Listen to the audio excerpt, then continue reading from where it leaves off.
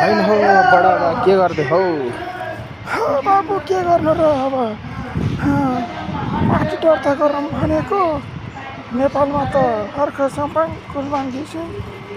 गर्दा गर्दा यो र सफलले बेसी थमला भयो के चोक गरेको पार्टी दर्ता गरिसक्यो हामीले पर्दो सडकको प्रदर्शन गर्नु पर्यो कहिलेसम्म छ डेट कुन्नी बाबु यो पार्टीको 29 गतिसम्म छ त बाजे पार्टीको दर्ता गर्ने छ नि नयाँ पार्टी त्यसो भने त बर्बादै भयो त काठे आज त कार्तिक 28 भइसक्यो प्लेन टिकट पनि काटेको छैन कसो गर्ने होला पार्टीको पैसाले दर्ता गर्नु पर्यो त्यही त भनेको बडा पार्टीको चुनाव चिन्ह के राख्ने हो बाबु पार्टीको चुनाव चिन्ह त गइतिर गएछ बाबु प्रदेशमा गर्ने गइतिर गएछ हो त्यही भएर पार्टीको नाम चुनाव चिन्ह गइतिर गएछ होइन हौ बडा के गर्दै हौ के गर्ने र बाबु प्रदेशमै छु नेपालमा गएर पार्टी खोल्न भनेको हर्ख सम्पाङ र कुलमान बालनले पार्टी खोलिसक्यो अरे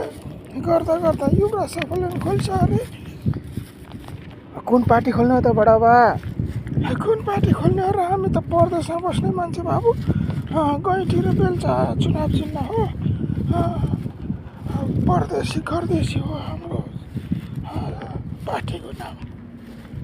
ए हो र कहिले जाने हो त डेट त सकिन थाल्यो त चुनाव के भन्छ अरे पार्टी दर्ता गर्नु होइन बाबु कहिलेसम्म छ हो यो पार्टी दर्ता गर्ने मिति यो कार्तिक 29 गतेसम्म छ अरे बाजे हे आज त 28 भइसक्यो भोलिसम्म मात्र रहेछ कसो गर्ने होला त आजसम्म प्लेन टिकट पनि गरेको छैन कसरी जाने होला कसरी दर्ता गर्ने होला बाबु ल्याउन यति गर्न पर्यो जे पर्छ बुढेसकाल लगाइसक्यो परदेशमा दुःख गर्दा गर्दा भन्न पर्यो के भन्छ अरे अब पार्टीको अध्यक्ष पड्काएर डलर भित्राउनु पर्यो र अलि सुख शान्ति होला भने